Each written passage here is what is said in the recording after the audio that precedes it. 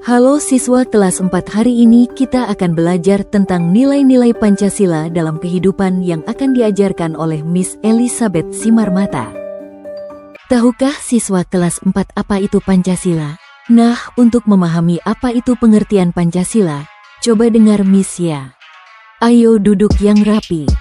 Tapi, sebelum Miss menjelaskan apa itu pengertian Pancasila, mari sama-sama kita bernyanyi Garuda Pancasila.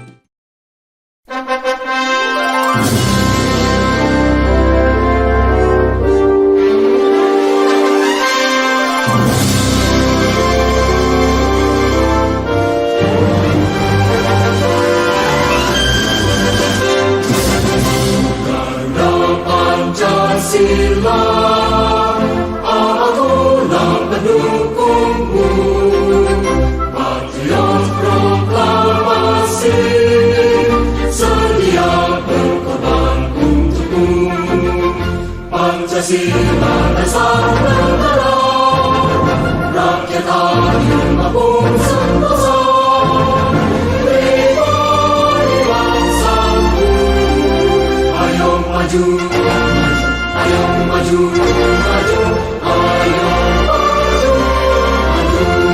Lalu Miss, apa sebenarnya pengertian Pancasila itu? Kami ingin mengetahuinya. Baiklah, Miss akan memberitahunya. Pancasila adalah dasar negara Indonesia yang terdiri dari 5 sila atau prinsip. Panca berarti 5 dan sila berarti prinsip.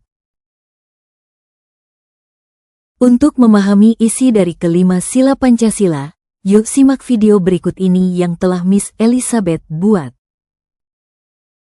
Sila pertama yang berbunyi, Ketuhanan yang Maha Esa, yang disimbolkan dengan bintang. Bintang melambangkan kekuatan dan kebesaran Tuhan yang Maha Esa. Bintang juga melambangkan kemuliaan dan kehormatan bangsa Indonesia. Bintang juga melambangkan pencerahan dan kebijaksanaan yang diperlukan untuk mencapai tujuan bangsa. Lalu sila kedua apa maknanya, Miss?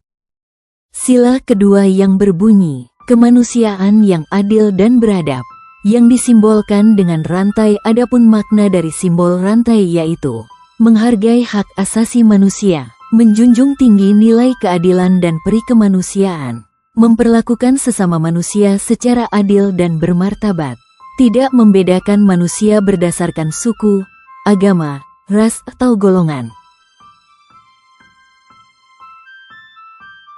Lalu Miss, sila ketiga bagaimana simbol dan maknanya? Sila ketiga yang berbunyi, Persatuan Indonesia, yang disimbolkan dengan pohon beringin. Adapun makna dari simbol pohon beringin yaitu, pohon beringin memiliki akar yang melambangkan persatuan dan kesatuan. 2. Melambangkan kekuatan dan ketabahan bangsa Indonesia. 3. Melambangkan kehidupan dan kesuburan. Lalu sila keempat apa simbol dan maknanya, Miss?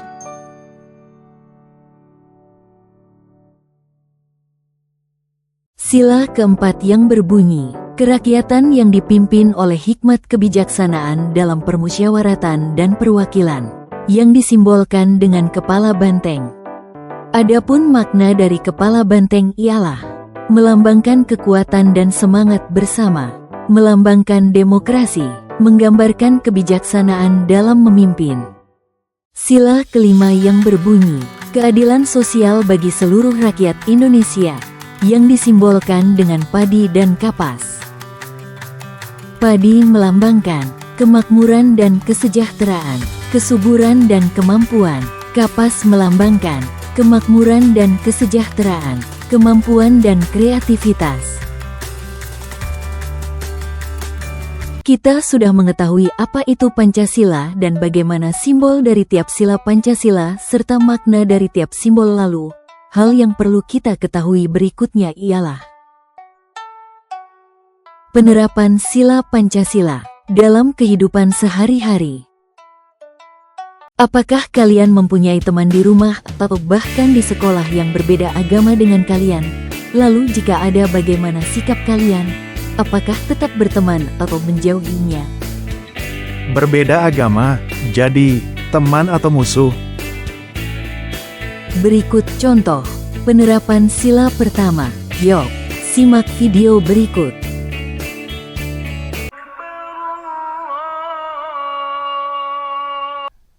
Oh iya, sudah jam 12 siang. Maaf, aku harus sholat dulu. Oke.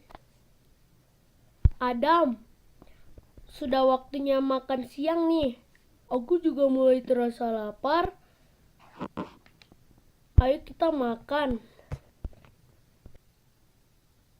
Ayo kita makan, tapi sebelum makan kita berdoa dulu ya. Oke. Terima kasih Tuhan Yesus untuk berkat-Mu bagi kami. Berkati juga teman-teman yang belum dapat menikmati berkat-Mu seperti kami. Amin. Mari makan.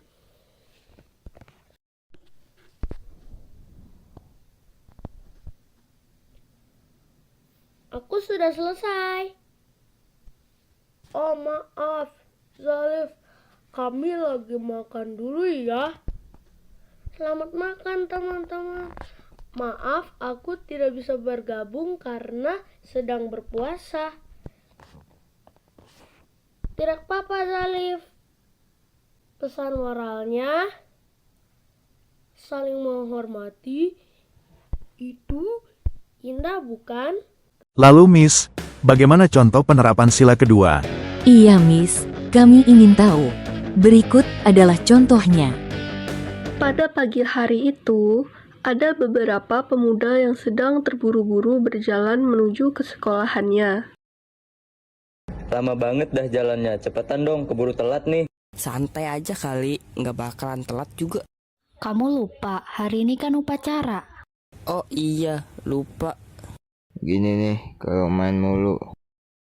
Saat mereka asik mengobrol, salah satu dari mereka menyadari bahwa ada kerumunan orang yang berada di tepi jalan.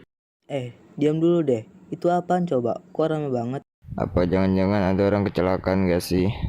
Samperin ayo Saat mereka mendatangi kerumunan tersebut, mereka mendapati bahwa telah terjadinya kecelakaan tunggal yang dialami oleh seorang pria paruh baya yang menggunakan kendaraan tua. Namun, mereka bingung mengapa orang-orang hanya merekam dan memfoto kejadian tersebut. Loh, kenapa nggak ada yang bantuin? Gila banget orang-orang. Ayo woi bantuin. Kasian banget woi, mentang-mentang bukan orang, berada dibiarin gini. Telepon ambulan cepat, kasihan orangnya. Mereka pun segera menolong dan menelpon ambulans, dan mereka mencoba membubarkan orang-orang yang merekam dan memfoto kejadian tersebut, lalu meminta tolong kepada warga sekitar. Tak lama kemudian, ambulans pun datang lalu membawa korban ke rumah sakit terdekat. Pesan moral yang dapat kita ambil dari video ini adalah kita harus saling menghormati, menghargai, serta menolong sesama walaupun terdapat banyak perbedaan yang melekat pada diri kita. Karena pada dasarnya kita semua itu sama walaupun banyak perbedaan yang ada pada kita. Lalu, bagaimana contoh penerapan sila ketiga Pancasila? Berikut adalah contohnya. Yang pertama adalah melaksanakan upacara bendera sebagai wujud cinta tanah air.